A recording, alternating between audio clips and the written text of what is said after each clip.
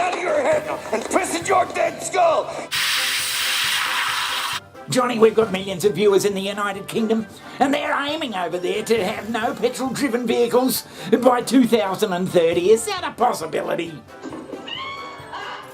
Oh yes, Johnny, we've got millions of viewers in the UK over there. Is it possible?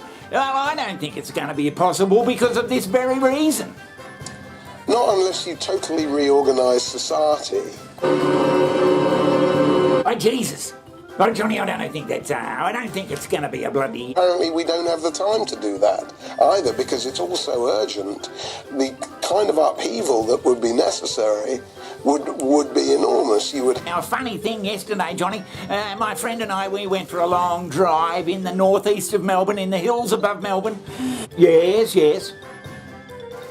We were heading out there for a bit of a Sunday drive, and we decided we'd push on a little bit further to one of our favourite towns.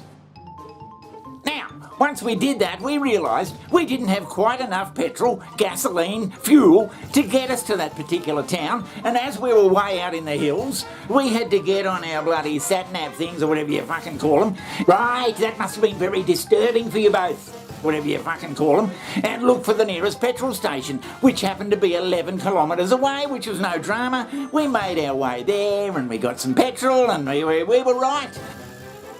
But it struck us at the time that what if you had an electric vehicle, and at that particular moment you had also found that you wanted to push on to another town, and you realised you didn't have enough charge in your fucking electric vehicle to get you there. There was nowhere, absolutely nowhere to charge your vehicle. We didn't see any, and none at all. Charge your vehicle, we didn't see any, and nothing came up on the sat-nav. So what would you do? Yeah, there was nothing there. What if you ran out of charge out in the middle of bloody nowhere in the hills up there? It's raining. What are you going to do? Push your car? Are you going to do it? So bloody... Johnny, I'm not sure. I'm just not sure about it all. So bloody charge anxiety, as they call running out of bloody charge when you're in the middle of nowhere, charge anxiety would set in and you'd be bloody shitting yourself. You snotty little bastard. Your Honor, I'd like to ask for a recess. Yeah, there was nothing set up. We didn't there. Nothing came up on the sat-nav that said there was a charging station there. And if there were charging stations, would you have to go out there and queue up? And would it take you bloody 25 minutes to charge your fucking car? And would there be... There's Johnny on the freeway and that when you pull into a service station to get petrol or gasoline, there's often bloody a crowd of people trying to get their bloody petrol. What if you were doing it with an electric vehicle? Would you have to bloody queue up to get a charge? How is that going to work? But one thing that will stay is that governments will never ever forget how laughably easy it is to quickly gain control over the population and force their compliance by just using a bit of psychological fear nudging. Well, there's just too many unanswered questions, and that's just in Australia. So I don't know what they're bloody doing in the UK.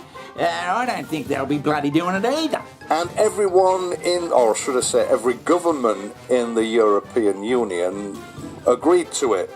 They're going to put the whole population in a position that, you know, they're not going to be able to travel hundreds of miles, then be able to quickly refuel the cars and continue the journey or turn around and go back home. They're going to force them to have electric vehicles, which are substantially more expensive than the internal combustion engine motor car. The way that the batteries have to be manufactured means they are substantially more damaging to the environment than an internal combustion motor car. They have very short ranges with extremely long refueling times, and that situation just gets worse when the weather gets cooler. And you know what I think, Johnny? I think politicians get together and they make these bloody beautiful plans, and we're going to do all this by 2030, and they don't really intend for it to be done by 2030, but because they won't be in Parliament by 2030, they don't give a shit. So they just say that, and it makes everybody feel at ease that we're doing something about the environment. We're working towards some fucking ridiculous goal that can't be achieved. Do you mean to say they're just saying what people want to hear? Look, don't be so fucking stupid.